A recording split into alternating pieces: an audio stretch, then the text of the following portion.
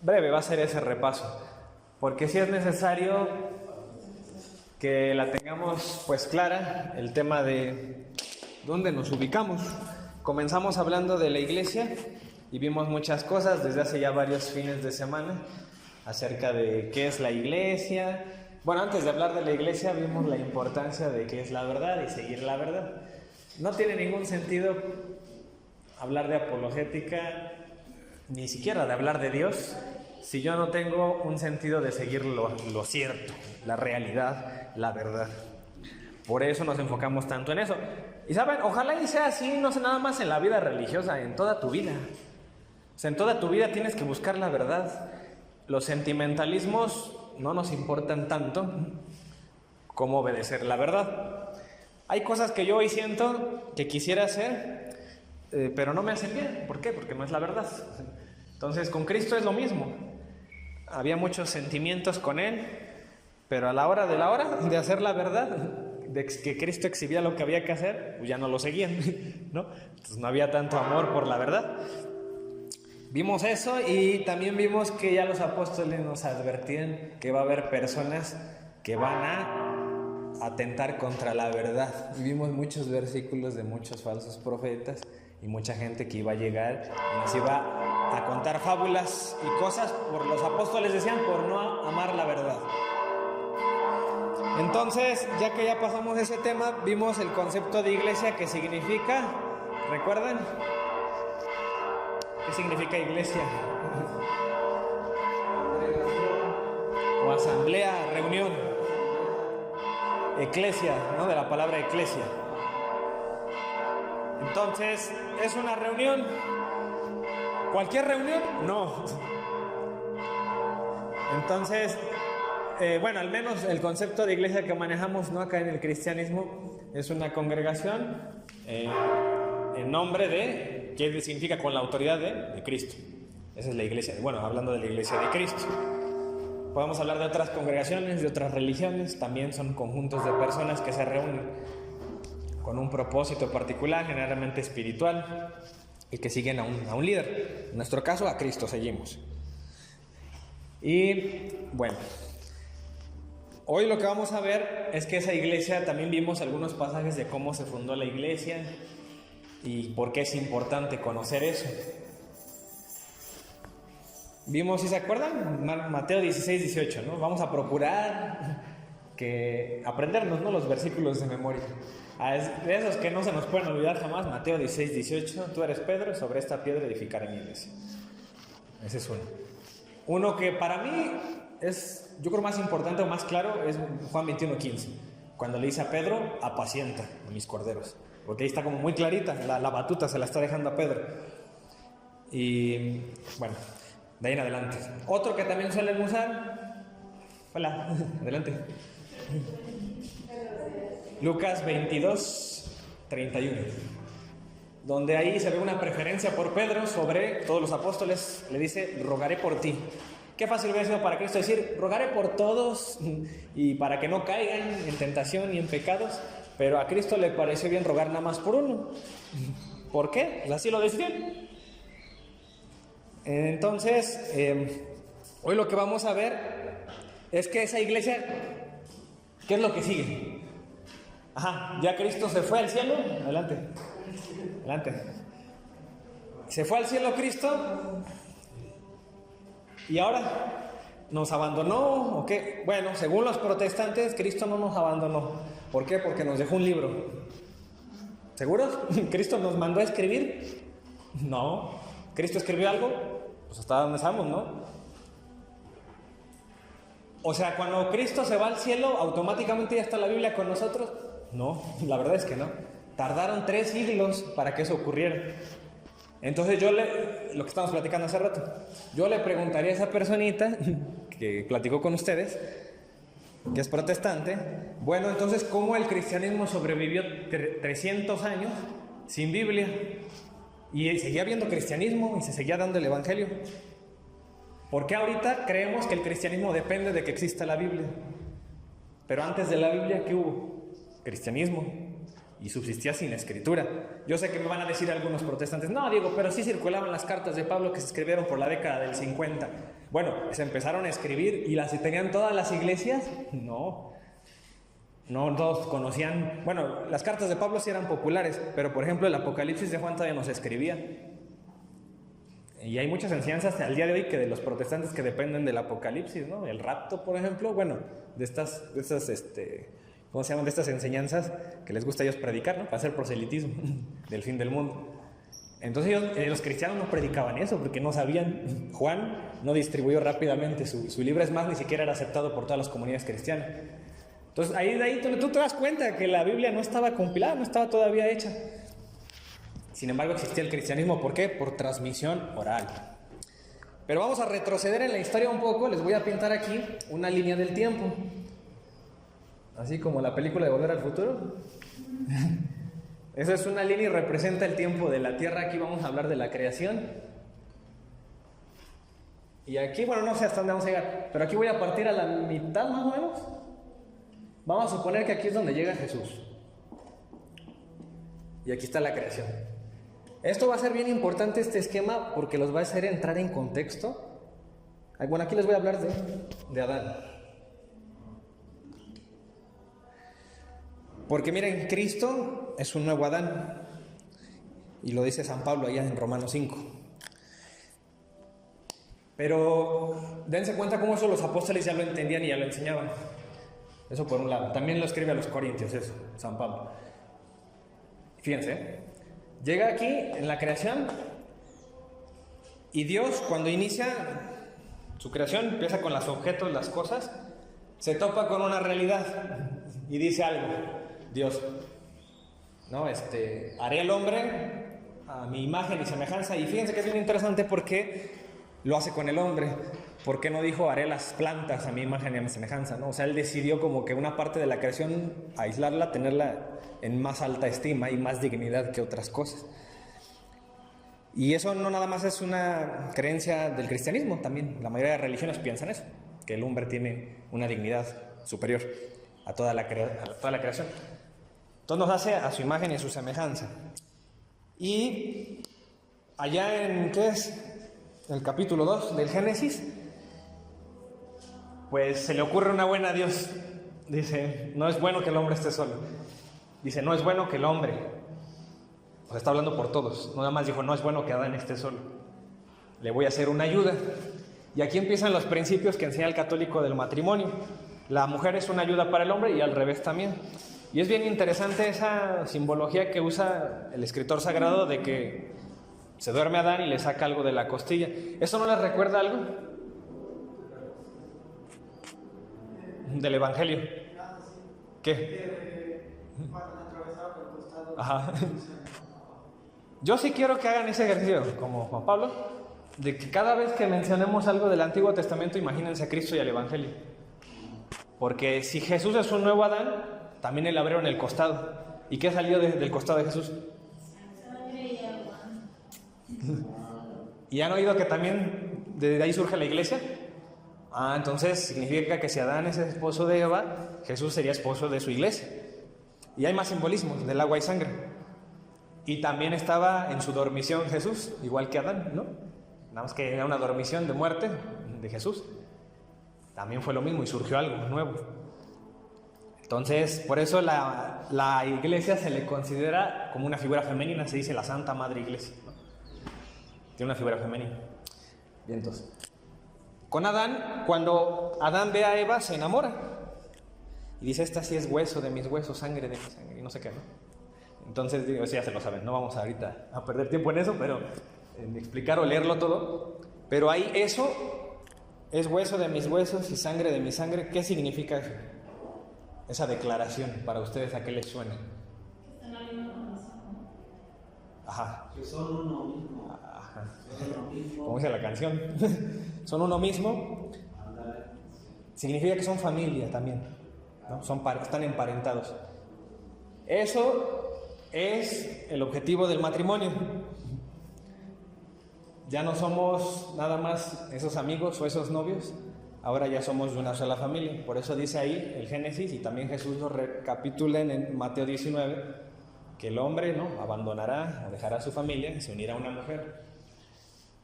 Aunque no todos hacen eso, ¿verdad? Algunos siguen con la mamá, con el papá. No es lo correcto. O sea, ya tú vas a fundar tu familia, esa es tu prioridad. Ahora, tu mujer o tu marido. Entonces se hizo, en otras palabras, un pacto, una alianza. El matrimonio no es solamente un pacto que hiciste con tu pareja, también lo hiciste con Dios. Ahí estás metido. O sea que si le fallas a tu esposa, le estás fallando directamente a Dios. Que Él te unió, Él es el pegamento entre eso. ¿Dónde podemos encontrar que eso es una alianza? Porque me van a decir, Diego, pero el Génesis no dice que hicieron una alianza. Bueno, pues si está declarando un parentesco, es una alianza. Pero bueno, si lo quieren ver, ahí en su Biblia, ahí Rigo nos hace el favor, el profeta Oseas, capítulo 6. Oseas 6. Acuérdense de que vamos a procurar aprendernos las de memoria. Oseas, el verso 7. Oseas 6, 7. Sí. Oseas 6, 7. ¿Qué nos dice el profeta Oseas? Dice así, Oseas, libro de Oseas, capítulo 6, versículo 7. Pero ellos no cumplieron mi alianza en Adán, pues allí me traicionaron. Galad, ciudad de malhechores, está llena de huellas de sangre. Así está bien. Ahí habla de una alianza, cual Adán. Otras versiones, por ejemplo, la Reina Valera dice, ¿cómo dice? Como Adán no cumplieron la alianza. Significa que Adán tenía una alianza. Es un versículo claro donde dicen eso. O sea, Adán tenía una alianza con Dios, se rompió como consecuencia o por causa más bien del pecado original, ¿no? Ya no hay una amistad con Dios completa y por eso nosotros tenemos la concupiscencia. Perdimos esos dones, pero ahorita, bueno, con Cristo ya recuperamos esa unión. Ahora entienden por qué el Apocalipsis dice que San Juan en el cielo vio el árbol de la vida. En el Apocalipsis, porque nos está remontando a que miren, no teníamos esto, ahora tenemos acceso al árbol de la vida. Eso está en el cielo. Cristo nos trae un nuevo Edén, un nuevo encuentro con Dios, eso era el Edén. Entonces ya empieza a tener sentido, ¿no? Desde el primer libro del Génesis hasta el último, que es el Apocalipsis. Después viene otra alianza, ¿sí se acuerdan quién era? ¿El que sigue? Con Noé. Ajá. Acuérdense que toda alianza era en un monte, ¿no? ¿Sí se acuerdan? El primer monte fue con Adán y Eva, el Edén. Y tenemos versículos que nos señalan que muy posiblemente era un monte. Nos dice que ahí de ahí nacían ríos, o sea, por gravedad, debe ser una zona elevada. Con Noé, ¿en dónde fue la alianza? ¿En qué monte? ¿Se acuerdan? ¿Qué tierra era? En Ararat. Ararat. Pues aquí fue en el Edén, aquí fue en Ararat. Aquí sí, va, por ahí en la Biblia busquen Génesis 9, 12. Para resumir, ¿no? La alianza. Entonces, si el encuentro con Dios era en el Edén, con Noé, el encuentro con Dios, ¿dónde es? Es en un Edén flotante, en el arca. Por eso el arca da salvación, ¿no? Signo también de que Dios es eso, es salvación. Hagan de cuenta que lo que hizo Noé fue meter toda la creación en un barco, ¿no? Entonces, ahí sería el Edén flotante. ¿Qué dice Génesis 9:12? Ajá, adelante. Bueno. Y Dios dijo, esta es la señal de la alianza que establezco entre ustedes y yo con todo animal viviente que esté con ustedes, por todas las generaciones que han de venir. Bien, entonces, ahí está el pacto con Noé. Hizo un arco iris en señal. También Noé había hecho un sacrificio. Ya llegaron a la tierra, que dijeron que iban a llegar a tierra firme. Y bueno, hay promesas. Siempre una alianza conlleva cláusulas, pacto, promesas. Hay que cumplir, no nada más es decir acepto. En el matrimonio es lo mismo. Yo puedo decir, sí, quiero que seas de mi familia, pero a lo mejor puedo decir, dentro de mí, como algunos hombres o mujeres hacen, pues mientras tengas dinero, ¿no? O mientras, no sé, no envejezcas. Muy dentro de nosotros a veces está eso, esas reservas de no cumplir la alianza porque hay condiciones todavía, pero Según Cristo, pues una alianza es para siempre, el matrimonio es para siempre. Bueno, pues Dios también hizo sus pactos para siempre. Entonces, esta alianza fue el intento número 1 de Dios de estar bien con los hombres. Y el hombre falló. Aquí otro intento. ¿Y qué creen que también falló? También se echó a perder esa alianza. ¿Sí se acuerdan cómo fue la caída de Noé? ¿No? Que tuvo que ver con que se embriagó.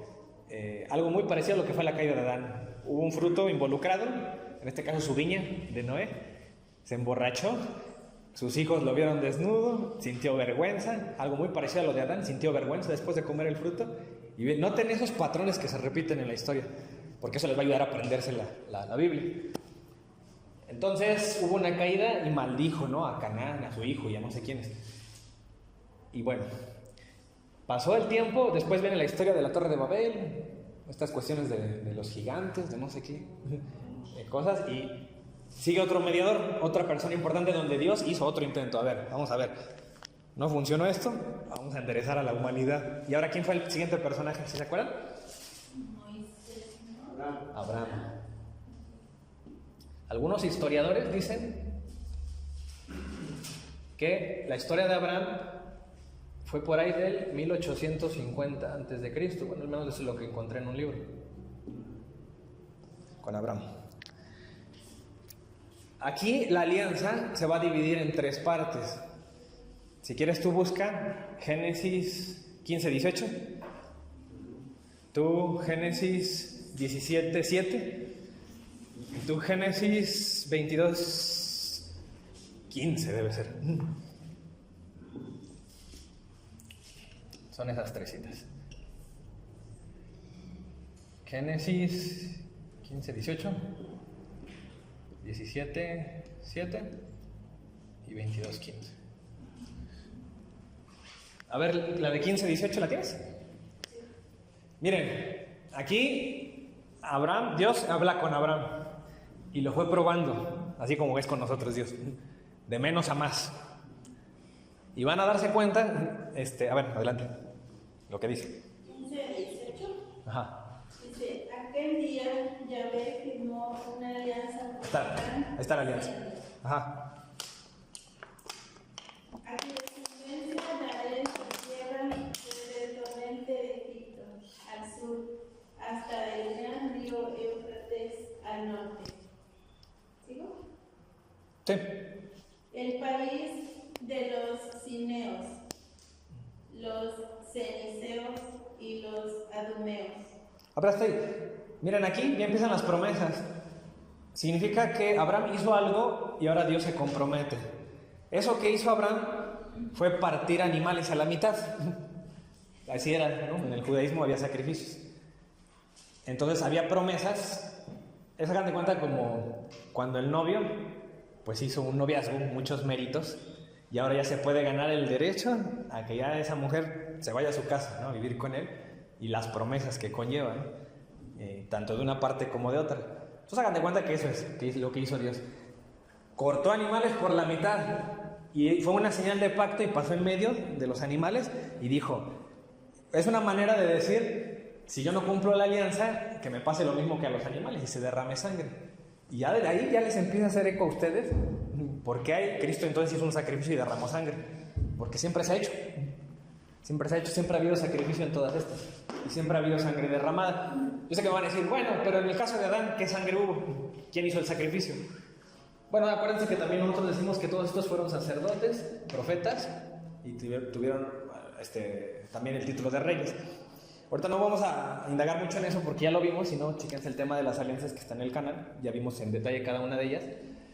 Pero lo que les quiero decir con esto, por ejemplo, en el caso de Adán, fue cuando los vistió con pieles de animales, ¿no? Tenían vergüenza y Dios los viste con pieles de animales, entonces se sobreentiende que hubo un animal que perdió la vida para dar sus pieles. Significa que cuando tú pecas, alguien debe morir, o algo debe morir, dar su vida para que tú seas salvado. De ahí viene la expresión, ahí de Gálatas 3:27, me cubriste, ¿no? ¿Cómo dice? Me revestiste de tu salvación. También Jeremías eso lo dice, revestidos de salvación. Significa que alguien muere por ti. Pues con razón Cristo muere por nosotros, para darnos una salvación. En ese caso ya es el nuevo Cordero, pero ahorita vamos a llegar a Cristo. Después, Génesis 17:7. Miren, la primera prueba la pasó Abraham. Cortó los animales. Y eso es bien fácil.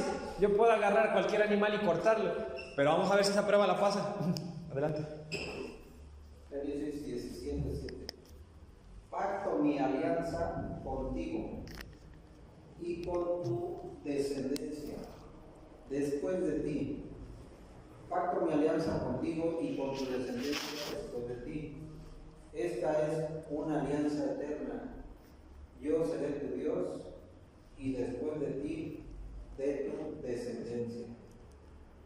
Yo te daré a ti y después de ti a tu prosperidad la tierra en que vives como peregrino, es decir, toda la tierra de Canaán, en posesión perpetua, y seré el Dios de los tuyos. Palabra de Dios, te alabamos. Más adelante dice, ¿no? Circuncidarás tu prepucio. Sí, la circuncisión. 17:9. Dijo Dios a Abraham: guarda mi alianza, tú y tus descendientes después de ti, de generación en generación.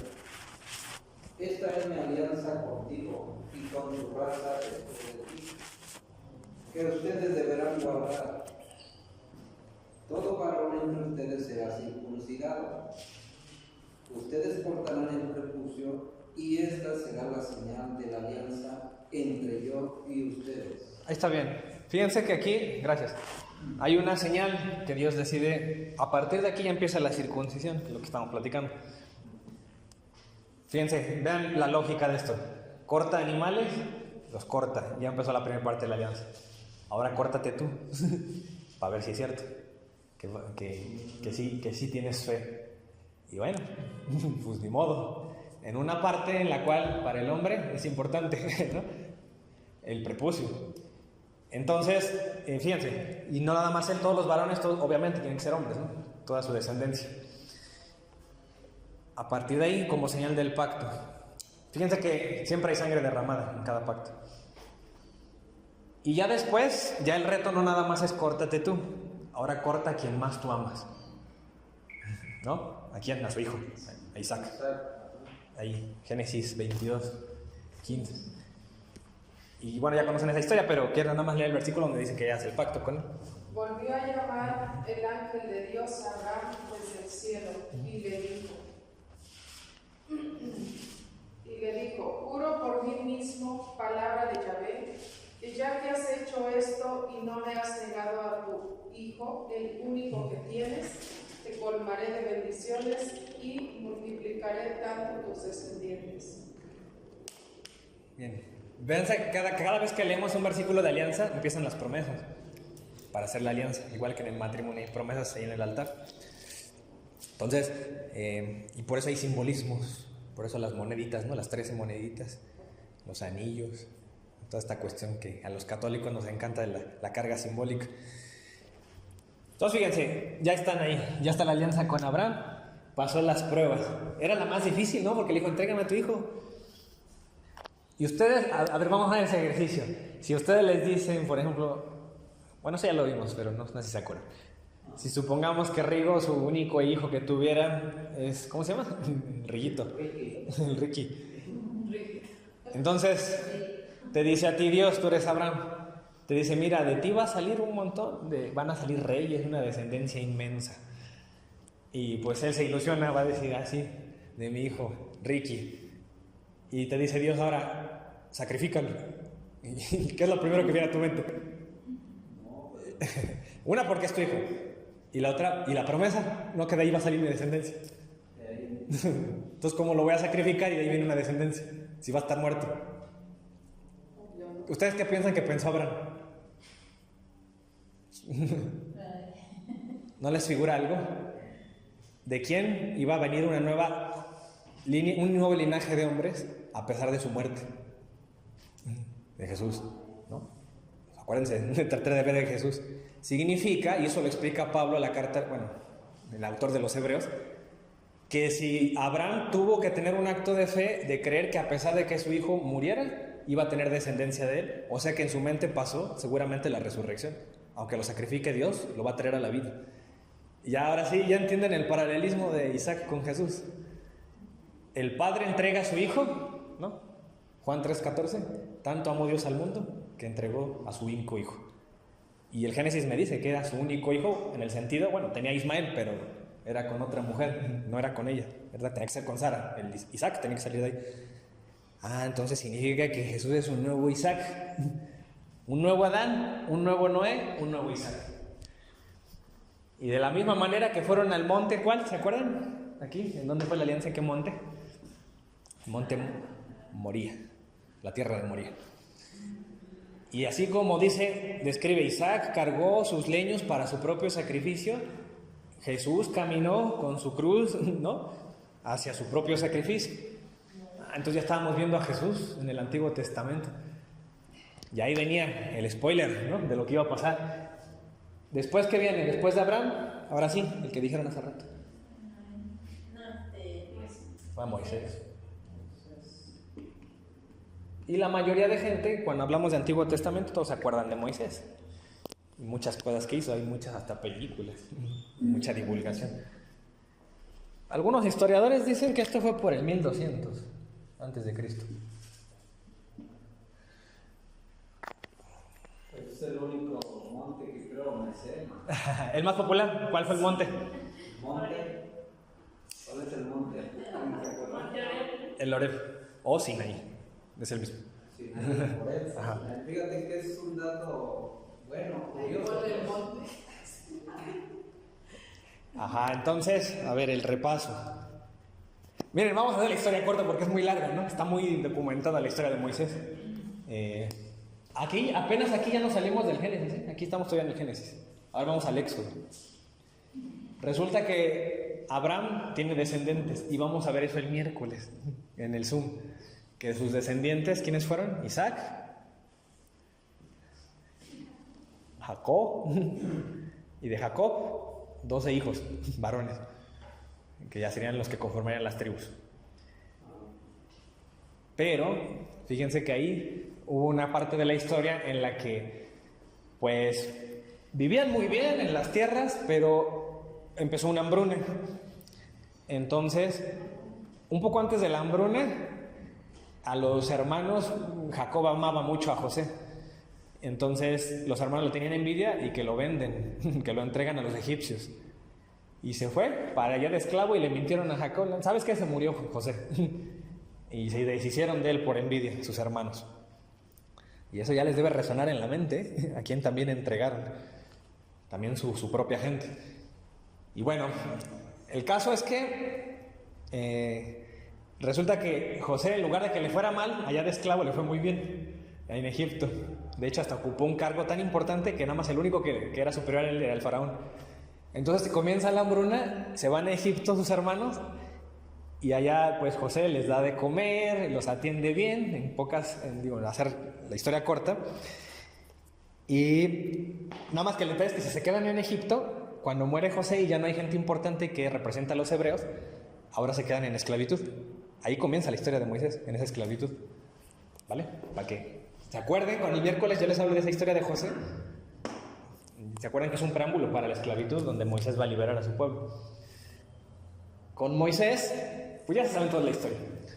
Pues pide al faraón que libera al pueblo, no quiere, 10 veces se lo pide, 10 plagas, hasta que se convence. Y ya después se van, entre que van y vienen, un montón de pleitos que tuvieron entre ellos. Por eso está el libro de los Números, donde ahí narran todas las rebeliones que hubo contra Moisés y Aarón. Y ya al final, miren, al final se hizo Dios un pacto de mala gana, muchas veces, porque también se hicieron un becerro. Y ahí empezaron los problemas de infidelidad en el matrimonio con Dios, por así decirlo. Pero miren, vamos a echar un vistazo ahorita para resumir en el Éxodo 34, en el verso 10. Y el 27 también lo vamos a leer. Pero miren, aquí vamos a dividir en dos partes. Y aquí sería el 29. En dos partes el tema de Moisés, porque Dios sí quería una alianza, pero se portaban tan mal, eran tan idólatras, tan desobedientes, no obedecían a Moisés ni a su hermano Aarón, que Dios decide agregarles más leyes. Entonces, uno fue en el monte Horeb, la primera parte, digamos, de la alianza, o en el Sinaí, y la otra fue en otro monte. Este sí casi no se dice, y se dice poco en la Biblia, pero fue en el monte Pisgah.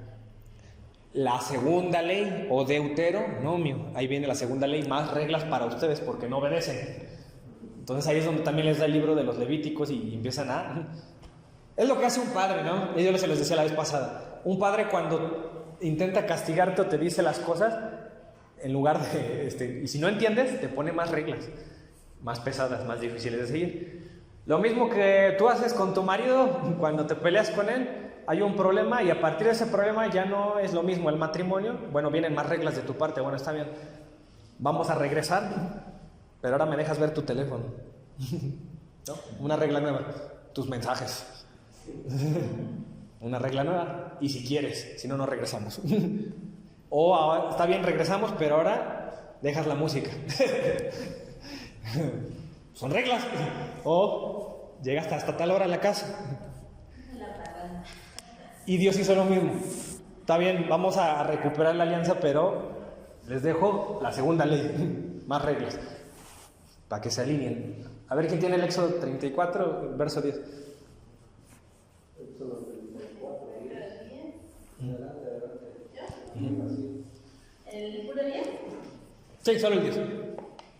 Dice, Yahvé dijo, voy a contraer un compromiso delante de todo el pueblo, confirmándolo con prodigios como no los hubo jamás en ningún país y para ningún pueblo.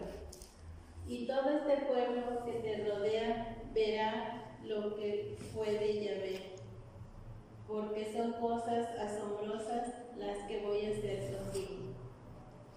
Bien, entonces, a ver, lee el verso 27, un poquito abajo. 27. Dice, Yahvé terminó diciendo a Moisés, pon escrito estas palabras, pues este es el compromiso de la alianza que he pactado contigo y con los hijos de Israel. Hasta ahí. Entonces quedó claro, ¿no? Hay una alianza. Después de un va y viene, un montón de cosas que pasaron. Hasta rompió las tablas, ¿no? Moisés en un arranque de ira con lo del becerro de oro. Tuvo que volverlas a hacer. Y entonces, de a buenas a primeras, ya se hizo una alianza con Dios en el Sinaí. A eso le llaman segundo Sinaí, cuando vuelve a poner las tablas de piedra. Ya hacer los decretos. Pero no tenés... Bueno, ahí dice compromiso. Eso es un pacto, una alianza. Un compromiso que está haciendo. Esa traducción. Pero hay promesas también, otra vez, de parte de Dios. Pero dense cuenta cómo siempre las personas son las que fallamos. Y Dios nunca falló a su promesa. Entonces vienen las caídas, las rebeliones, y ya en el Deuteronomio, que ya sería el último, bueno, no el último, porque es el libro de los números, pero dentro del Pentateuco sería como la ley, ¿no? Más redondeada, la segunda ley. ¿Alguien lo tiene? ¿El Deuteronomio? Es el último capítulo, creo, del Deuteronomio, el 29:1. Acuérdense que eso es una homilía que hace Moisés, todo el Deuteronomio. Si para nosotros nos parecen largas las homilías de aquí, imagínense una homilía de 29 capítulos que hizo ahí. Recordó muchas cosas de la alianza, pero también... A ver, léela. El verso 1. Moisés convocó a todo el pueblo de Israel y les dijo, ¿han visto todo lo que Yahvé hizo ante sus propios ojos con el faraón, con sus ministros y con todo su país? ¿Hasta ahí o...? A ver, lee el verso 9. Aquí están todos hoy, en presencia de Yahvé, su Dios, sus jefes, sus tribus, sus ancianos, sus secretarios, todos los hombres de Israel. ¿Sí es el capítulo 9? ¿29? Ajá. 29, ¿qué? A 9, ¿no? ¿Qué es este? Uno y 9. Sí. Bueno, miren aquí, esta es la otra parte de la alianza. Sí, es el último. Y pues bueno, son las mismas promesas, básicamente, que va a dar una... Pero dense cuenta que acá siempre implica una tierra, un lugar prometido. Porque quiero que esto también lo pongan o lo comparen con Cristo. ¿Ustedes creen que Cristo también nos trae una tierra prometida? Sí, ¿no? Cristo, sí. ¿No ven que dice Jesús le dijo a sus apóstoles que en la casa de mi Padre o en la morada hay más moradas, ¿no?, para ustedes? Una cosa así les dice. O sea, todavía hay algo que nos espera con Cristo, más allá de la vida. Entonces, pues bueno, esta fue la historia de Moisés. Vamos a avanzar porque se nos va a ir el tiempo.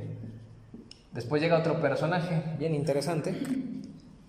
Entonces también Cristo es un nuevo Moisés, y los evangelistas tal parece que se encargaron de que así lo viéramos. ¿Ustedes qué les recuerda que hizo Moisés que se parece a lo que hizo Cristo? ¿Alguien que recuerde de lo que hemos visto? Ya. Pues liberarlo, ¿no? Una liberación, un éxodo trajo.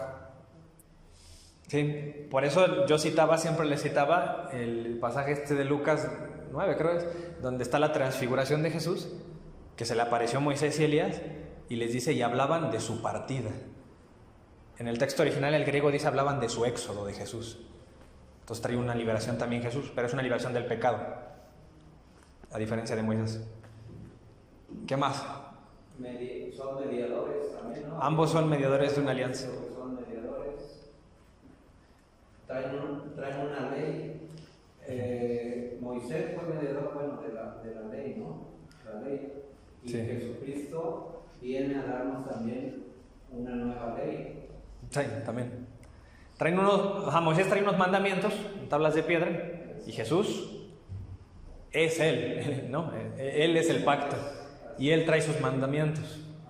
Por eso allá en Juan 15:10 dice que Jesús obedeció los mandamientos del Padre, ¿no? O sea, pone los dos tipos, ¿no? Los del Padre así como los míos, dice, ¿no? O sea, está poniendo dos grupos de mandamientos. Entonces, refiriéndose a lo que ellos ya conocían, pero lo que trae ahora Cristo, que es diferente.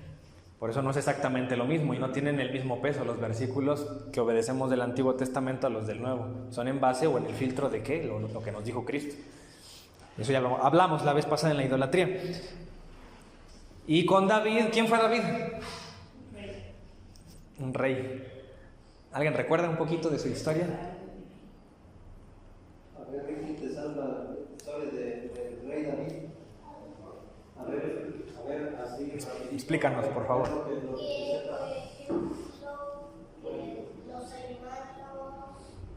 no le querían,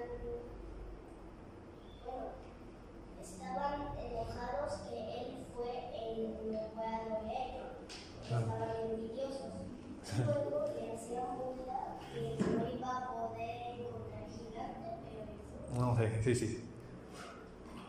Y él era el más chico, ¿no? El más joven de sus hermanos. ¿Sí recuerdan cuántos hermanos tenía? Él era el octavo. Ajá. Tenía 7 hermanos y David era el octavo. ¿Y no le suena algo eso? El octavo. Sí. El octavo día puede ser, ¿no? ¿Qué significa? El número 8 generalmente en la Biblia significa como un reinicio. Por eso Dios descansa el séptimo día, ¿no? Y entonces significa que si es el octavo de los hermanos es como un reinicio de algo, ¿no? Y sí, exactamente es eso. David es un reinicio también de la humanidad. Así como este fue un reinicio de la humanidad, este también, y este fue otro intento, ¿no?, de Dios.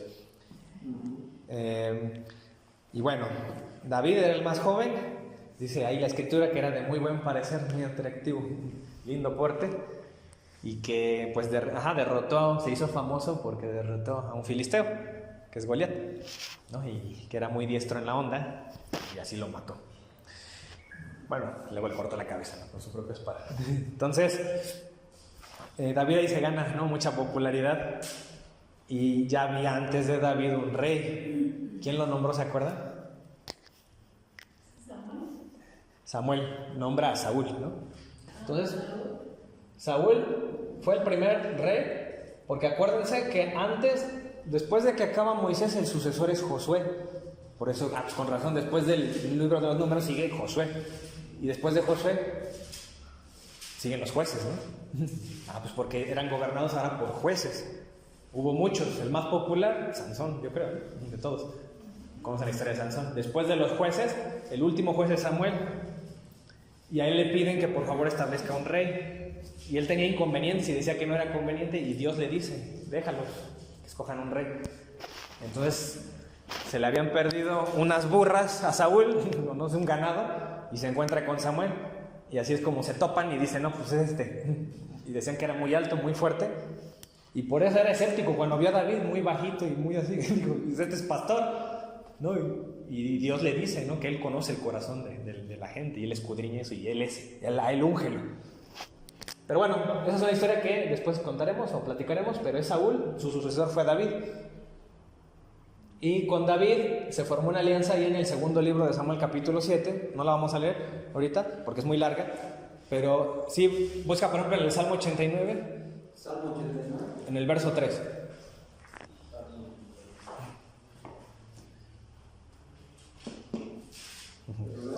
Sí. Salmo 89. Normal, ¿verdad? Fuera del paréntesis. Creo que sí. 89, ahora bien. Verso 3. A ver, yo digo, tu favor es eterno al hacer el cielo. No, sí. Tener tu fidelidad. Entonces, 89 dentro del paréntesis. ¿Ves? Ajá. Tú que devuelves el polvo a los mortales y le dices, váyanse hijos de Adán. No, ese no es. ¿Sí? No. 89. A ver, no era este, dices. O este fuera del. No, ese no es. Es que es que yo, a lo mejor porque me los aprendí de la Reina Valera. Ajá. Pero a ver, ¿alguien tiene el verso 89.3? Ajá, pero ¿Otra traducción? Es que directamente, aquí está. ¿Ese? A ver, ajá, sí, no, creo que sí estaba bien. Ajá. Sí, Dice, léelo, todo, hasta el 5, hasta el verso. ¿Dentro del paréntesis? Bueno, 89 fuera del paréntesis. acá dice, Sí. tú dijiste, Sí, estaba bien. mi favor es un edificio eterno, y mi fidelidad se alza en los cielos. Ajá, continúa. Hice un pacto con mi elegido. Ahí está la alianza. Juré a David, mi servidor, mantener eternamente su descendencia y afirmar su trono a través de los tiempos. Ahí está. Entonces sí hizo un pacto con David, ¿no? Ahí está clarito. Y el Salmo, pues lo escribió ¿quién? David, ¿no? Y seguramente otros autores ahí metieron mano, pero está declarando, hizo un pacto y ven siempre la promesa, ¿no? Prometió una descendencia y un lugar también, generalmente es así. Y bueno, el caso es que ya hace un pacto con David. Bueno, ahí el lugar, ¿se acuerdan dónde fue? En Sión. Por eso. ¿Qué dijimos? El Edén, Ararat, Moría, Sinaí, Horeb o el Pisgah. Y aquí fue en Sión. ¿En Sion? Ajá. ¿Con David? Sí. En el monte. Bueno, ¿en dónde? Ararat, la tierra de Ararat. Y a ver. Siempre Moría, tierra de Moría. Siempre es en un monte. ¿Dónde se apareció la Virgen de Guadalupe? En un monte. La Virgen de... No, la otra, no me acuerdo. No, la que todavía está con... Todavía tiene apariciones. No. Medjugorje. ¿Medjugorje dónde es? En el Podgordo se llama el cerro. Allá en Bosnia. Pero siempre casi es un cerro. También en Garabandal también fue en un cerro. Y bueno. La transfiguración de Jesús. La transfiguración. Por ejemplo, el monte Calvario también, ¿no? O sea, todo siempre es ir ascendiendo, subiendo, ¿no? Ajá, la simbología. Ajá. Por eso es interesante lo de los montes y lo de las alianzas que va haciendo Dios en un monte, ¿no? Lo que es interesante también es el Edén. Sí. Que no dice bien que es un monte, pero por lo que narra ahí, pues sí, eso da a conocer que es un monte también, ¿no? Con Adán, el Edén. Uh-huh. ¿Sí se acuerdan quién fue el hijo? Bueno, tuvo muchos. Saludos. El hijo de David, el sucesor en el reinado. Es decir, todos lo sabemos, ¿no? Hijo de David. Ah, pues sí. Salomón. Salomón. Dense cuenta cómo con Abraham el cumplimiento de su alianza fue con su hijo, Isaac. Y el cumplimiento de la alianza con David fue con Salomón. Y el cumplimiento de Dios con la humanidad fue con su hijo, Jesucristo, ¿no? Para que vean esos patrones cómo se repiten. Y después de Salomón tuvo un hijo, Roboam. Aquí Salomón se portó mal, se metió con varias mujeres que no debían meterse. Y Dios ya le había dicho, con esas mujeres no. Pero así como somos los hombres, así como somos los hombres, ¿no? Que nos enamoramos y damos todo por las mujeres. Pues si practican otra religión, pues vamos a construirle un altar, ¿no? Hay que complacerla. Y se puso a construir altares de dioses paganos y pues le ofendió bastante eso a Dios. Le dije, por eso te dije que no te metieras con esas mujeres. Entonces, aquí le dice, mira, nada más por respeto a David, no te voy a hacer nada. Pero a partir de acá, viene lo bueno. Y resulta que aquí llega un militar que trabajaba con Salomón que se llama Jeroboam. Y Jeroboam, pues empieza a tener popularidad y se divide el reino en dos partes. Uno va a estar Roboam y otro Jeroboam, el de líder. Queda en el reino del norte. ¿Sí se acuerdan cómo le llamaban? Acuérdense que estaban las 12 tribus y arriba quedan 10 tribus. Y le llaman arriba la casa de Israel. Ahora entienden por qué los profetas dicen, no, casa de Israel, que no sé qué, y empiezan a decirles de cosas precisamente porque se habían dividido y cometían pues bastantes pecados. Y abajo era en el sur, el reino del sur, casa de... ¿No se acuerdan? De Judá. Yo tengo esa duda de por qué Israel arriba, el norte. Pues ahí están la mayoría de tribus. O sea, ciencia cierta, no sé. ¿Por qué no abajo de Israel? Bueno, yo creo que aquí porque quedó en la tribu de Judá y de Benjamín. Y el resto de hijos de Israel, que serían los demás, pues, se queda aquí. Puede ser porque, por ejemplo, Salomón tuvo varios hijos, pero le quedó, su sucesor fue Roboam, pero le fue mal a Roboam. Entonces le bajó el cargo Jeroboam, que era un siervo de Israel. Y Jeroboam lo siguieron, por buenos soldados lo siguieron la mayoría de tribus.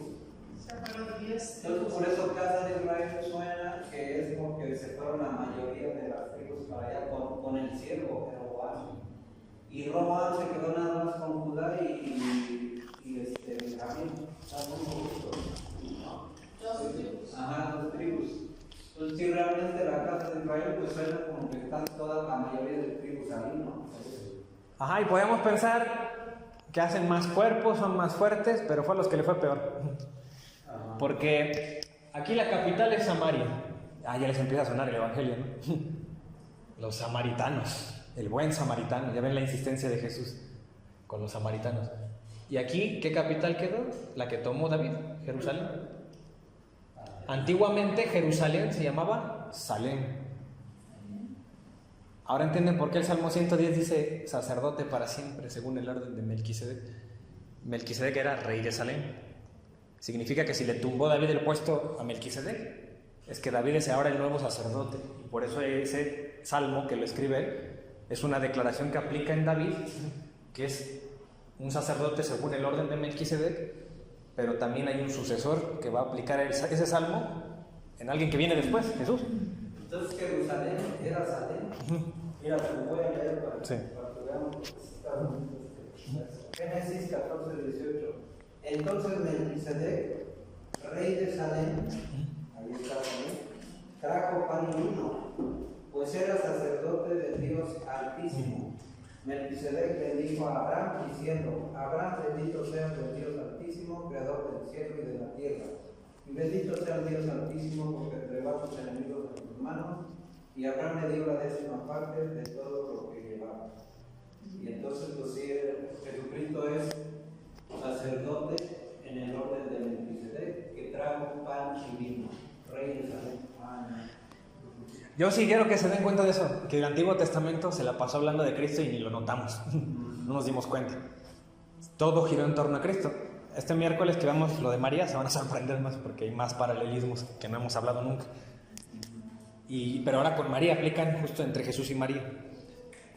Ahora fíjense, es Samaria en la capital que damos. Pero acá resulta que ocurrió un evento muy importante después de que se dividieron y en este tiempo, hubo más reyes. Pues con razón, después de estos libros del 1 y 2 de Samuel, los jueces, viene el libro de los reyes, ¿no? Reyes 1, Reyes 2, y luego Crónicas 1 y Crónicas 2, que también vuelve a repetir muchas cosas que vivieron los reyes. ¿Por qué? Porque viene este periodo de los reyes, todos los sucesores de ellos. Entonces, ahí se narran bastantes cosas.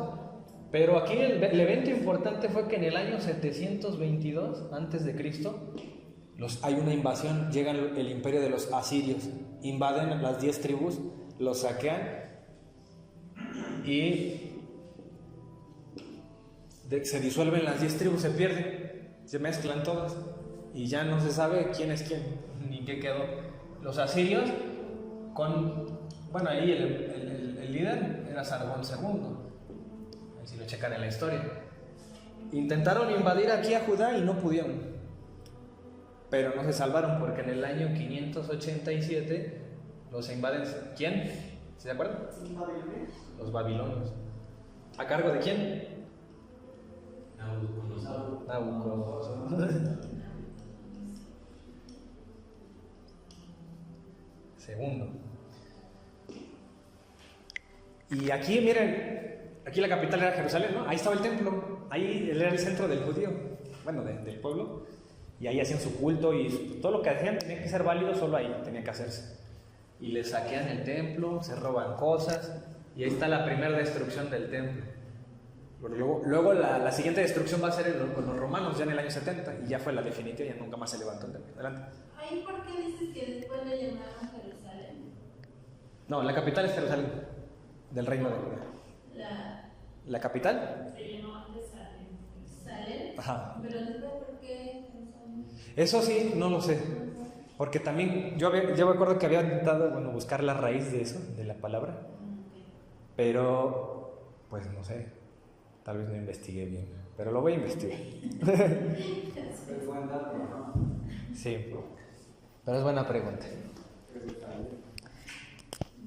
El caso es que, fueron exiliados aquí, les fue muy mal. Estos son exiliados a Babilonia. Ahí van de esclavos otra vez, algo parecido a lo que pasó aquí. O sea, ya los habían salvado y órale. Ya estaban juntos en el norte. Sí, no. Cuando los estudiaron la Babilonia. Bueno, puede ser, pues que sí haya comunidades, ¿no? Porque la verdad es que sí había, aunque estaban divididos, sí había sí tenían una comunicación. De hecho, un celo que tenía Jeroboam era que como aquí estaba Jerusalén y el templo, él temía que toda la gente se fuera para allá. Por eso él empezó a hacer templos ahí para que se hiciera lo mismo, pero no era el mandato de Dios, tenía que ser en Jerusalén. No, pero después de los asirios, ellos se fueron para abajo. Pues no lo sé, no tengo un dato de eso, ningún autor. Y yo leí según que había, ¿cómo se dice? Información, pues, que en ese tiempo Jerusalén creció mucho de su población y supuestamente se cree que por eso se bajaron de ahí. Sí, mira, es muy probable que sí, porque practicaban la misma religión. Al final eran la misma familia, la misma comunidad, aunque en diferentes tribus. Pues sí, pues también si te invaden los asirios, pues nada más te quedan los de abajo, ¿no? Si destruyen todo. Y bueno, aquí lo interesante de esto también es que luego llega otro invasor que invade ahora a los babilonios y libera al pueblo judío, que ya se pueden regresar a Jerusalén a hacer su culto. ¿Sí se acuerdan? ¿Quién fue? Ciro I, en el año 627. Era un persa, ¿no? Y la Biblia habla de él muy bien, que gracias a él. Ahí el Ciro I, en el 600.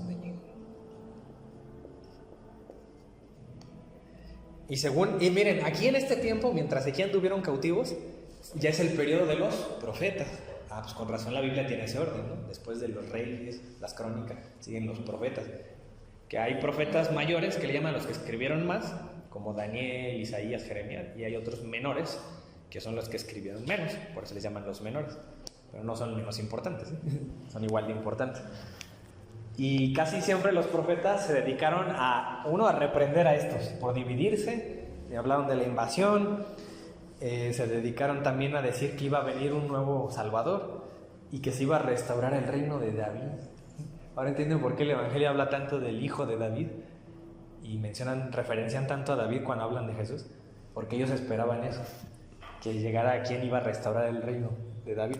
Porque el mejor tiempo de los hebreos o del antiguo pacto fue en el reinado de David. Es donde más dinero, poder tuvieron, abarcaron todo lo que tenían que abarcar, se cumplió todo. Pero hubo, como siempre, una caída. Ahora sí, después de aquí viene un periodo que le llaman los protestantes. Es que llegó un periodo de silencio. Ahí ya no hubo profetas ni nada, porque casualmente ahí es donde se empezó a hablar. Como hubo una diáspora aquí, los judíos empezaron a hablar ahora el griego. Entonces, esa diáspora o migración que hubo, por lo tanto, si ya saben muchos judíos griego, pues hay que traducir la escritura al griego, ¿no? Y ahí surge la Septuaginta, que es la primera, bueno, de las traducciones más antiguas al griego.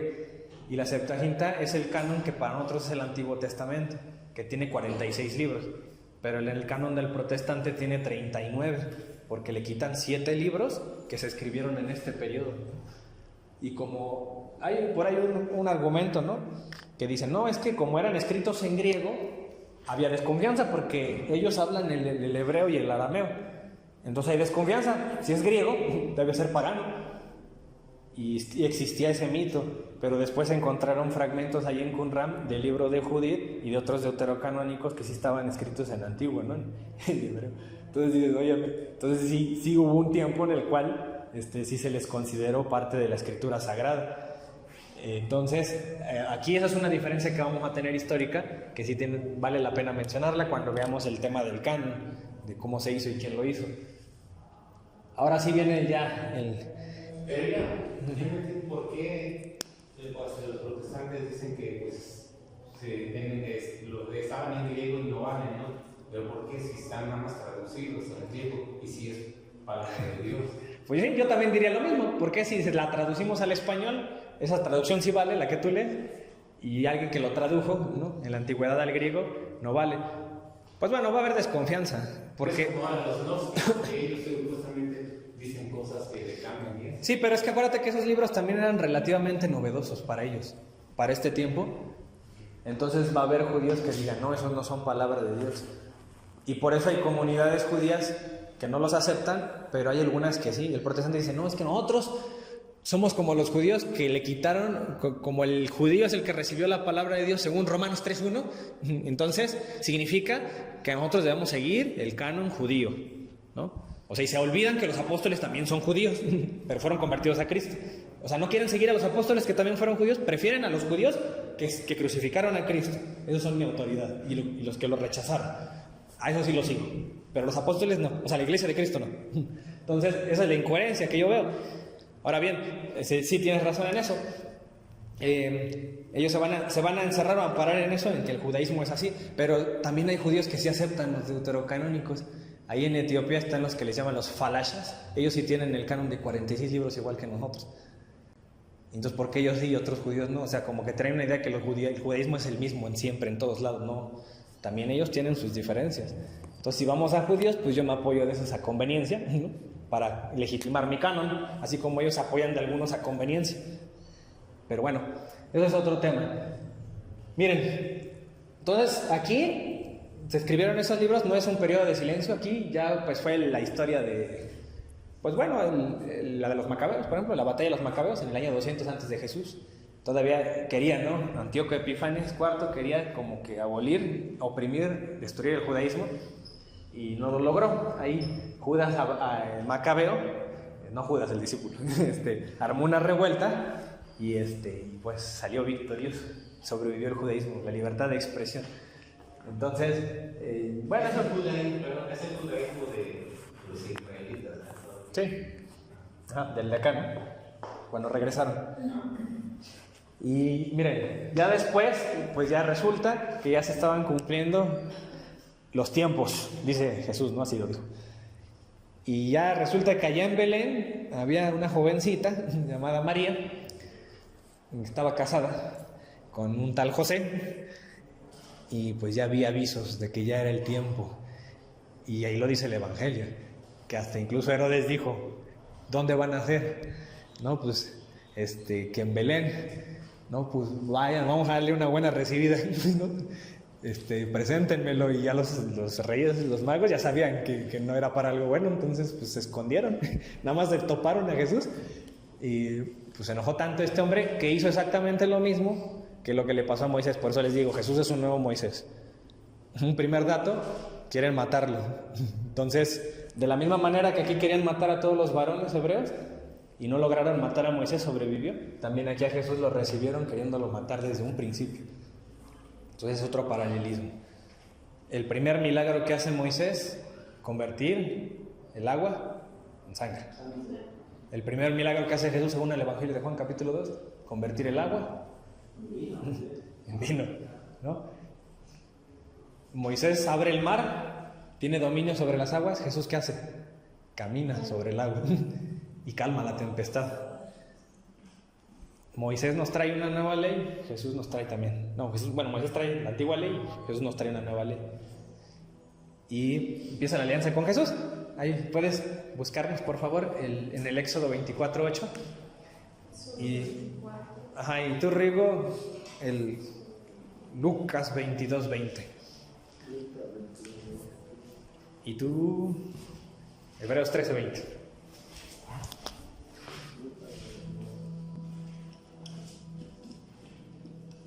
Ya está, Éxodo 24. Léelo, 24:8. Entonces Moisés tomó la sangre con la que roció el pueblo, diciendo: esta es la sangre de la alianza que Yahvé ha hecho con ustedes, conforme a todos estos compromisos. Bien, entonces, ¿eso les recuerda algo? Esta es la sangre de la nueva alianza y la derrama sobre la gente. ¿Quién dijo eso también? Jesús. Y por eso Jesús más se parece a Moisés. Pero Jesús nos trae un pacto mejor, que es lo que va a leer ahorita arriba, adelante. Lucas 22:20.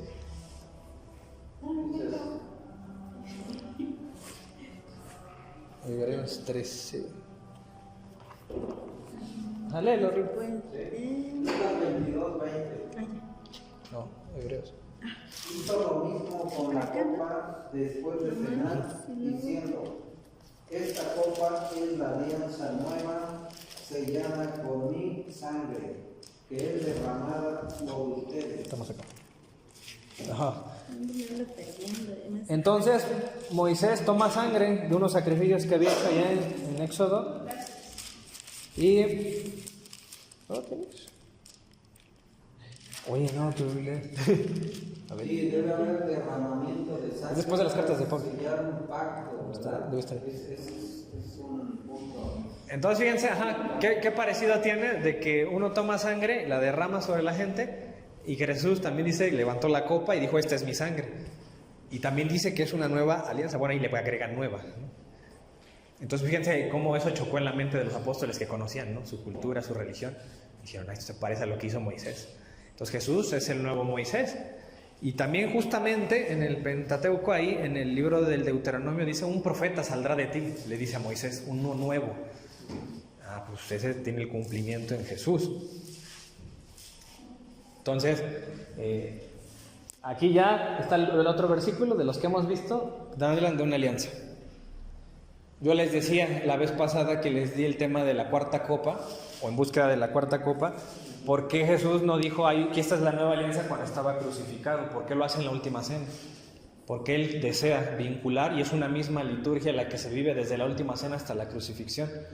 Esa única liturgia es lo que le llamamos la nueva Pascua. Él hizo una Pascua en realidad.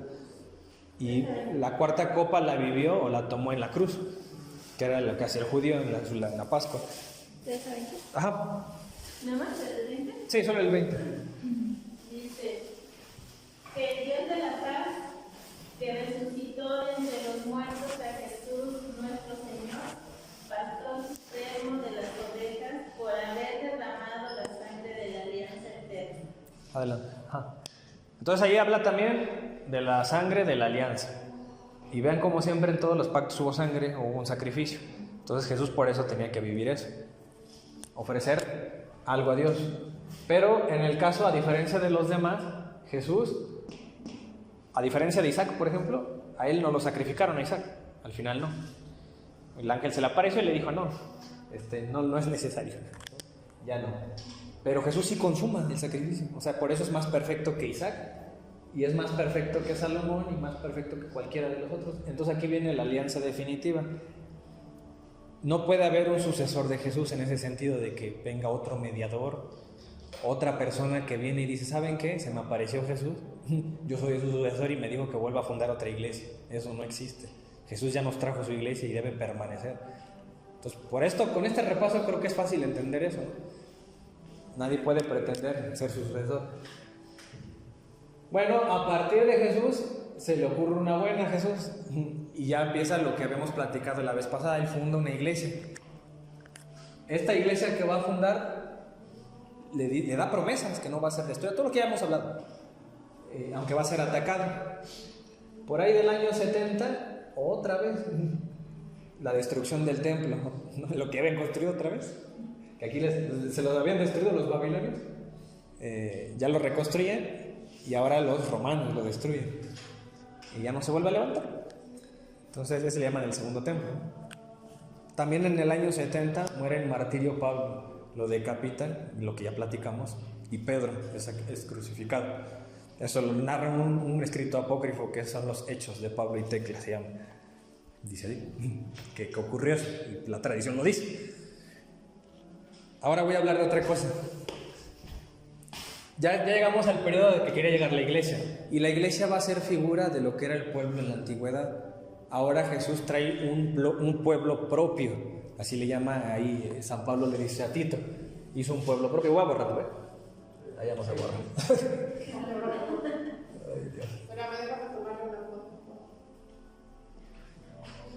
Me lleva.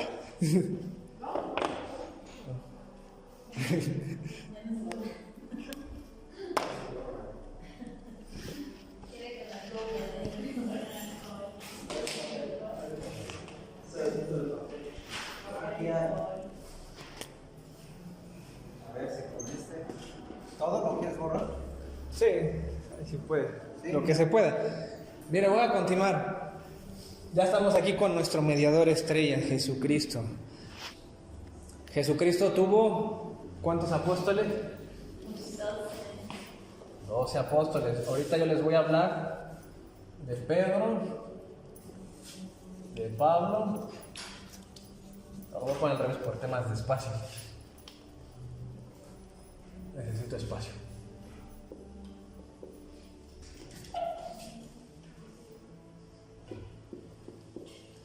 Y les voy a hablar de Juan.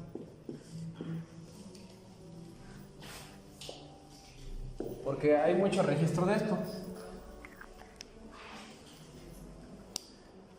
Pablo en sus cartas, ¿cuántas cartas tiene Pablo en la Biblia? ¿Saben? Son 13, ¿no? ¿Cuáles?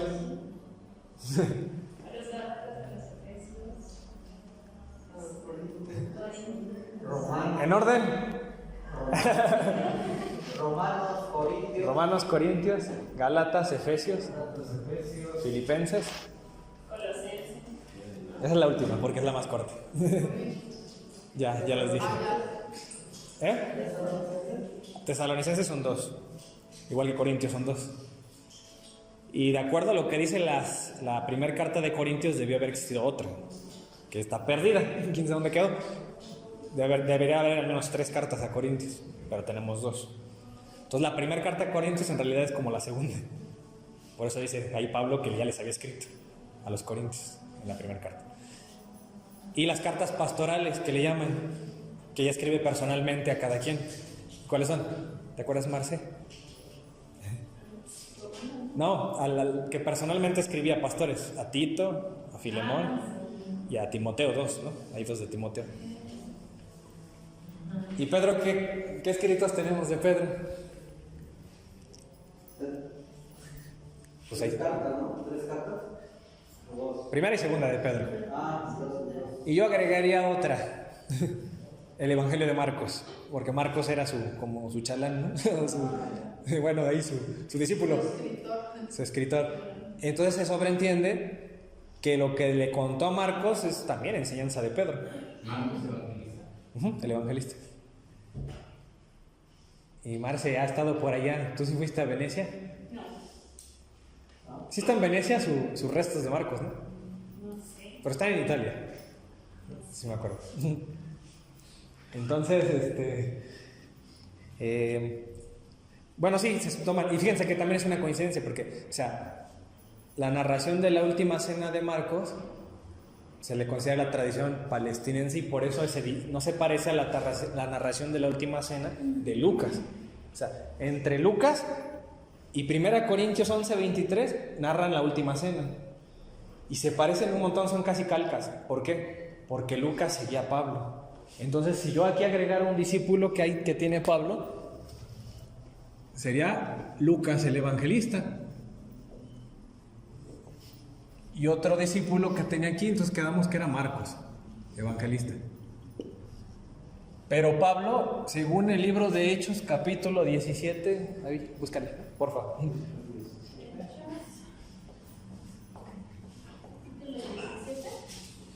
Ajá, el último versículo.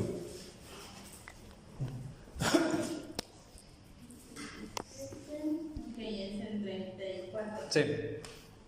¿Puedo dedicarlo? Sí, solamente. Dice, a pesar de todo, algunos se unieron a él y creyeron. Entre ellos, Dionisio el Areopagita, una mujer llamada Damaris y algunos más. ¿Y no les parece raro que el que escribe el libro de los Hechos, sí se acuerdan quién es? Lucas. Lucas escribe el libro de los Hechos también, el mismo el evangelista. Y ¿no les parece raro que Lucas escribe como si tú ya supieras quién es Dionisio? Acuérdate, ahí estaba Dionisio. Bueno, los destinatarios de ese tiempo sí lo conocían perfectamente. Fue obispo de Atenas. Y tenemos sus escritos de Dionisio. Y yo les cité un fragmento de Dionisio cuando les dije, les han preguntado dónde está en la Biblia los padrinos de bautismo o de los sacramentos. Y les dije, Pablo tuvo un discípulo que dejó sus escritos y él narra ahí en sus documentos que los apóstoles le enseñaron a él, a Dionisio, que había que tener asesores en la fe y que era bueno meter a los niños en los sacramentos, pero que tenía que haber alguien que los guiara. De ahí surge el concepto de padrino en la Iglesia Católica. Entonces, cuando les pregunten si eso viene en la Biblia, bueno, pues al menos tenemos conocimiento en Hechos 17:34, que Dionisio el Areopagita nos deja escritos donde sugiere eso. Por eso el bautizado bebé tiene un padrino. Miren, aquí entre Pablo y Marcos tuvieron un hijo espiritual. Que eso sí se sabe, que es Clemente de Roma.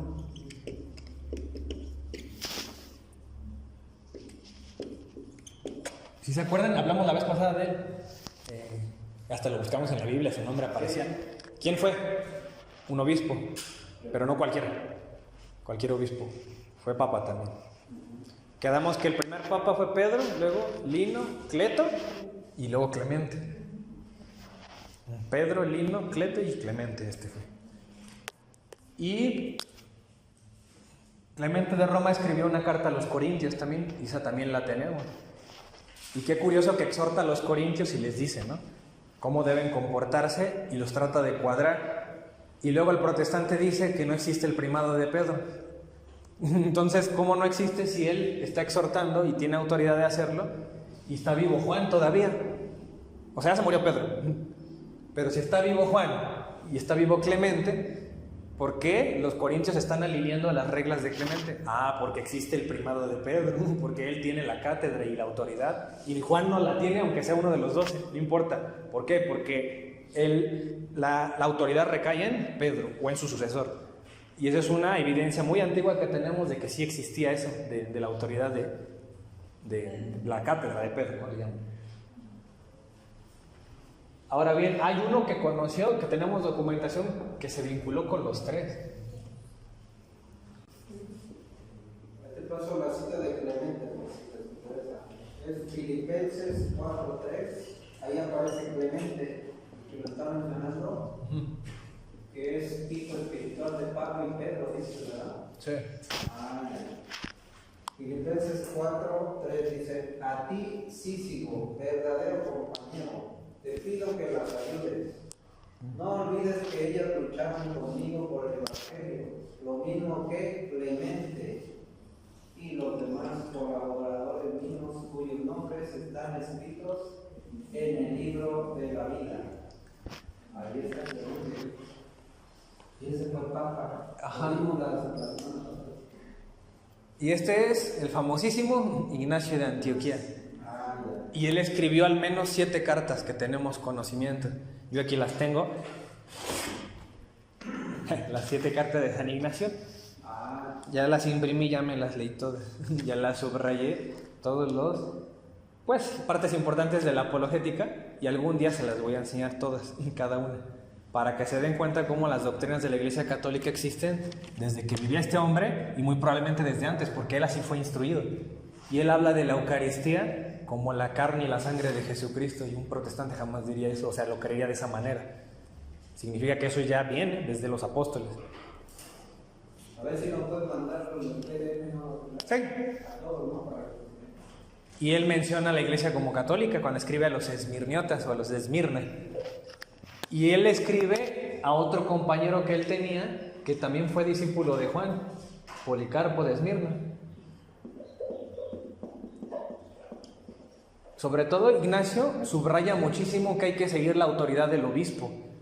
Y dice, incluso dice que si quieres seguir a Cristo, debes seguirlo como si fuera Cristo al obispo. ¿Y ustedes creen que eso hace un protestante? ¿Se apega a esas enseñanzas? No. Para ellos nada más el que lea la Biblia, ahí hay que seguir. No, debe haber una sucesión, y hay mucha fortaleza en el caso de la sucesión para hablar de, cuando hablamos de San Ignacio. ¿Y de quién aprendió San Ignacio? De ellos 3. De Pedro, Pablo y de Juan. Entonces Policarpo es otro nombre.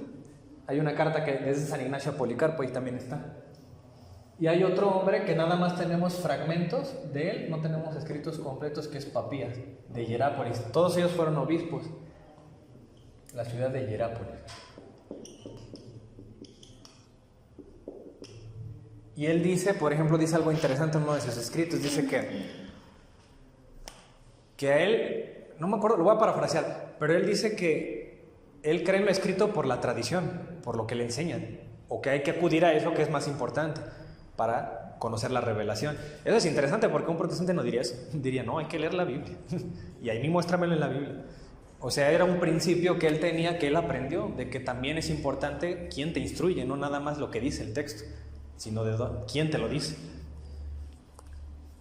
Y hasta hay católicos que se les olvida ese principio, ¿no? Y a partir de aquí, por ejemplo, Policarpo aquí conoce, o bueno, instruye más bien, a San Ireneo de Lyon. Y bueno, ahí también tenemos escritos de él. La mayoría de ellos fueron mártires, casi todos. Y miren, este esquema es importante que lo tengan en su mente, porque creo que les he hablado varias veces de varios de ellos, pero como que no andan ubicados quién enseñó a quién y quién instruyó a quién. Pero miren, este Ireneo tuvo contacto con Justino Mártir.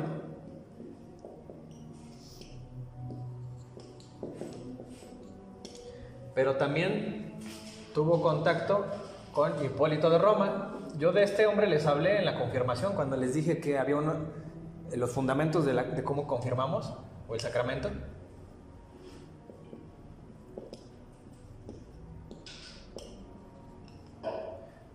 Y de él yo les hablé apenas. El diálogo con Trifón tiene un debate que tiene con un judío.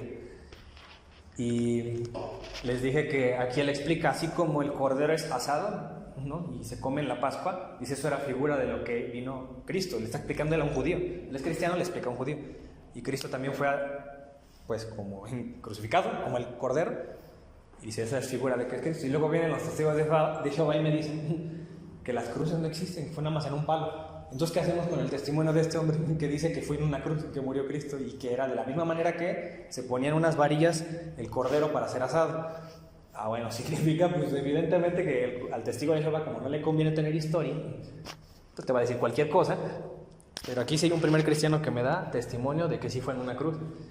Hipólito de Roma también fue obispo y él decía que después de que los bautizaban les imponían las manos, o sea, había una confirmación a los que se agregaban al cristianismo. Y este hombre tuvo contacto con Orígenes de Alejandría. Y también todos esos nombres estoy seguro que les suenan. Pero dense cuenta cómo se transmite, o es lo que se llama la tradición. Se transmite todo esto. Vean quiénes son los alumnos de Juan, de Pedro, de Pablo. Y hasta que llegamos hasta acá, ya estamos aquí por el siglo II, III, casi, ¿no? Y vamos con el tiempo a hablar, cuando yo les enseñe acerca de la iglesia, veamos la Eucaristía, veamos cualquier tema apologético, yo les voy a citar mucho a todos ellos. ¿Qué decían? Para que vean que no estaban lejos de Cristo ni siquiera. Estamos hablando de una generación apenas. Entonces, como el protestante muchas veces no tiene argumentos para decir, no, bueno, es que pues, sí tienen historia los católicos, pues, bueno, la iglesia se corrompió desde que se murió el último apóstol, ¿no? O sea, tienen todavía ese atrevimiento de decir, se murió Juan, a partir de aquí todos estos ya están corruptos, porque como saben que enseñan doctrinas católicas, van a decir, no, pues eso está corrupto, eso no es. Entonces Cristo pues tuvo una muy mala idea, ¿no? ¿Para qué fundó una iglesia si de todas maneras se va a corromper?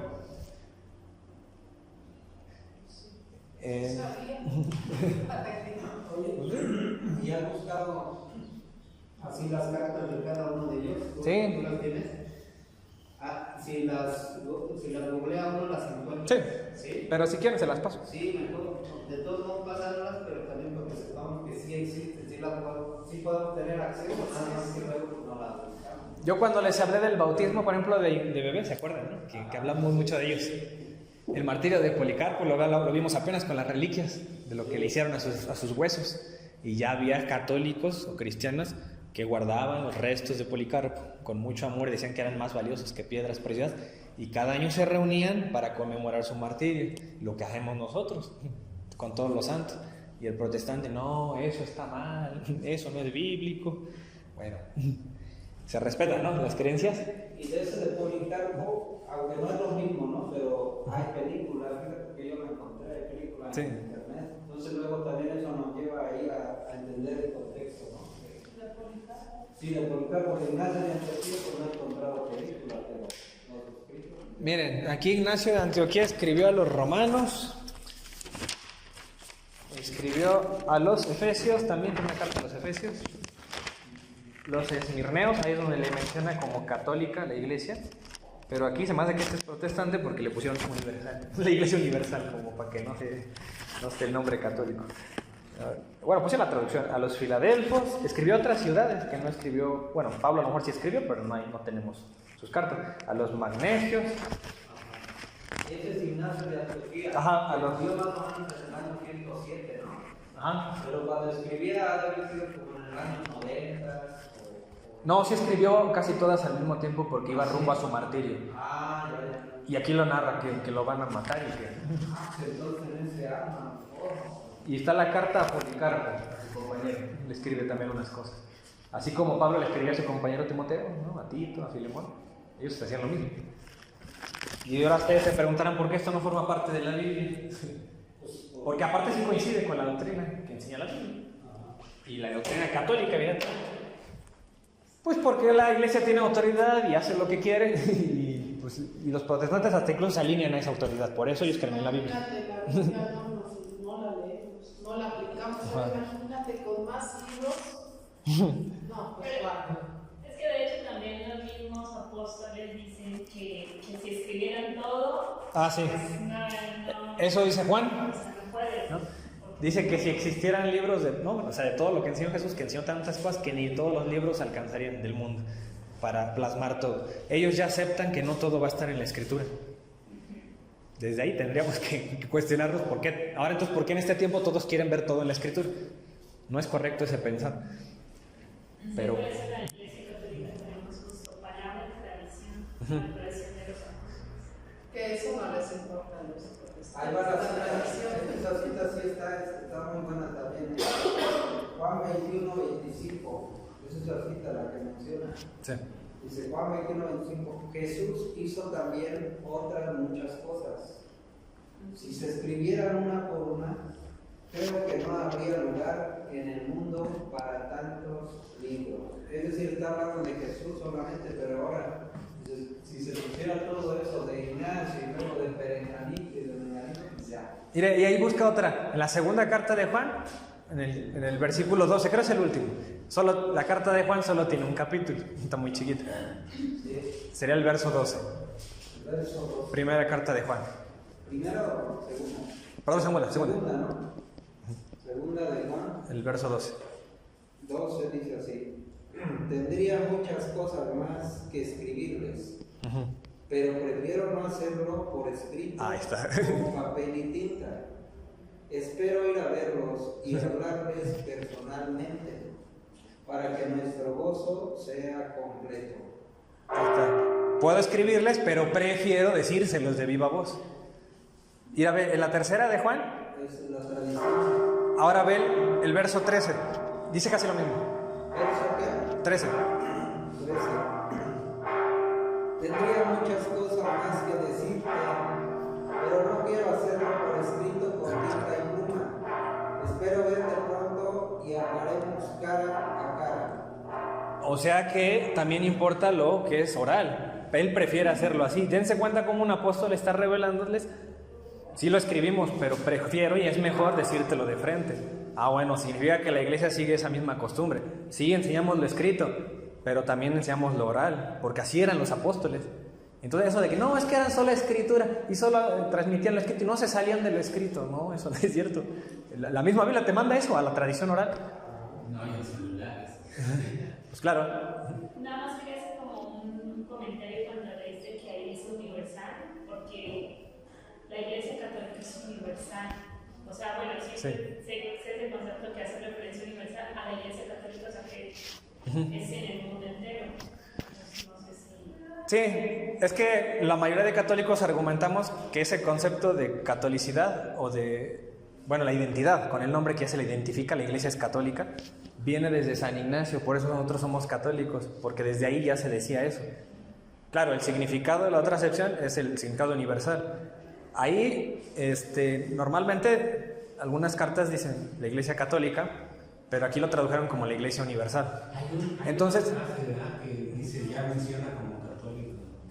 Es Ignacio. es con los mirneos, le dices. Entonces, desde ese tiempo ya se le identifica hacia la iglesia de Cristo, como la católica. Pero el protestante dice, no, es que no es que ustedes vienen de ahí. Significa que quiere decir que solo es universal, solo usó el calificativo, no es un nombre de identidad, sino un calificativo nada más. Y con eso tratan de echar abajo el escrito de San Ignacio. Entonces, por eso yo pienso que eso es protestante, porque para que no diga católica y no pensemos, o el lector no piense que de ahí viene la iglesia católica de ese tiempo, le ponen universal. Es decir, solo van a la sección del significado, no de la identidad que se le está dando a esa iglesia, que es católica. Entonces, por eso. Pero bueno, ya acabó todo esto. ¿Ya? Eso fue todo, amigos. Muy bien. Esta sesión era importante porque a partir de ahora que les toque ya después dar los temas, va a ser una base esto. ¿No? Sí. Y vamos a meternos un poco a la patrística, un poquito, con la Biblia. Vamos a comparar. Y van a ver cómo siempre todo fue católico. Todo fue católico. De hecho, esta evidencia es más contundente para mí que la Biblia. Cuando uno lee eso, te convences de que solamente hemos ocupado la Biblia y todo para tomar la escritura. Pero bueno, ya ni siquiera ocupé eso. No me dio tiempo, amigos, pero para la otra era así. Muy bien. Pues sí, fíjate que sí es importante, pero es que tú lo dices bien fácil porque ya dominas bien la Biblia. Sí.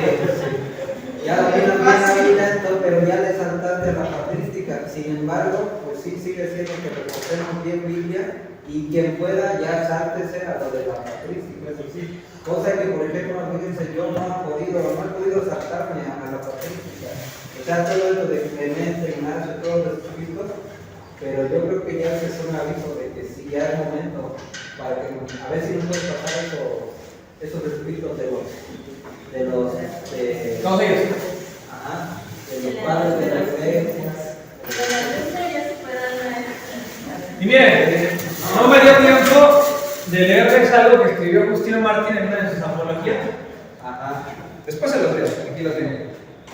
Pero no vale la pena ahorita por el tiempo. Sí. Es que él habla de cómo celebran el culto en el siglo II. Y les va a impresionar que lo que narra es exactamente lo que hacemos todos los domingos, hasta en el orden y nunca dice, no, pues aquí todos brincamos y hay guitarras eléctricas y empiezan a, no, eso no era el culto. Se refiere a la solemnidad, ¿no? Exactamente. Incluso hasta narra la parte en la que se recoge el dinero para los pobres. Dice que la Eucaristía cuando no llega, no hay gente que asiste, se le reparte a los hogares, a domicilio. ¿Cómo hace tanto eso?